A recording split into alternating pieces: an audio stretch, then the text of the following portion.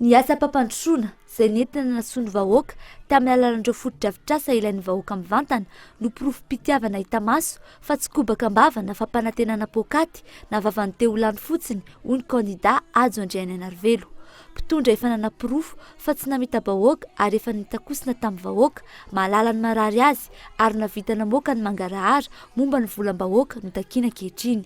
Tonga narivony maro ny vahoaka ny samby rano nandray an'ity kandida ity.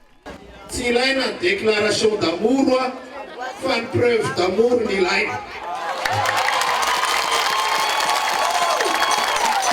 Haitsika tsara reny olona be resaky reny. Rehefa tena ampitamby itsika izy déclaration d'amour ngeza be. Fa itsika malagasy tsy mila déclaration d'amour tsony fa preuve d'amour ny ilaitsika ary zay efa nampiseho. Efa nampiseho tamintsika menakavy fa rehefa natao tantana raha-mpanjakana izay tena ataonay zay mba hasoa sy hatsara ny firenentsika tamin'ny volany tantaninay. Isan'ny nahaliana andreto vahoaka marobe ireto ny fahitsian'ny fiteny sy ny fanazavana nentin'ity kandida filoham-pirenena ity. Fiteny mpiray-tanàna sy olon-tsotra tahaka azy ireo ny fahitan'ny kandida Hajo. Raha nambaran'ny solotenan'izy ireo, mora kokoa ny mifandray vokatr'izany. Naharesy lahatra andreto vahoaka ireto ny hoe efa be ny tanàna ambanivohitra ity kandida ity. Ary lany bahoaka ka tsy hatoro voanjadiny amin'izany fampandrosoana ilaina izany. Nambaran'ny kandida Hajo Andrianainarivelo ny vahoaka n'Ambanja ny antony nahatapa-kevitra azy hirotsaka ho filoham-pirenena.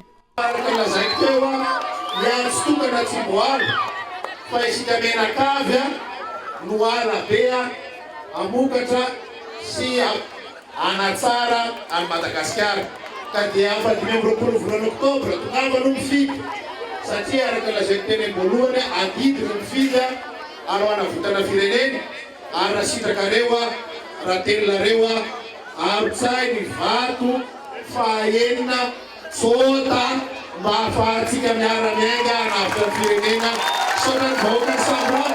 Ny mpandrindra ny VPM, MMM amin'iny faritra iny, Patrika Monibo, dia nampatsiahy andreo vahoaka n'Ambanja fa efa nanao zavatra ho an'ity tanàna ity ny kandida Hajo Andrianainarivelo. Tsy mba hangataka ninina aminao izahay, fa rehefa lany ianao dia ho avy izahay miaraka amin'ny vahoaka n'Ambanja ho any aminao. Hoy kosa ny kandida député MMM Souleymane. Zahay tsy nika angataka aminao eny mba be asa ilay vahoaka io. Atsika mbola angataka amin-dragnahary.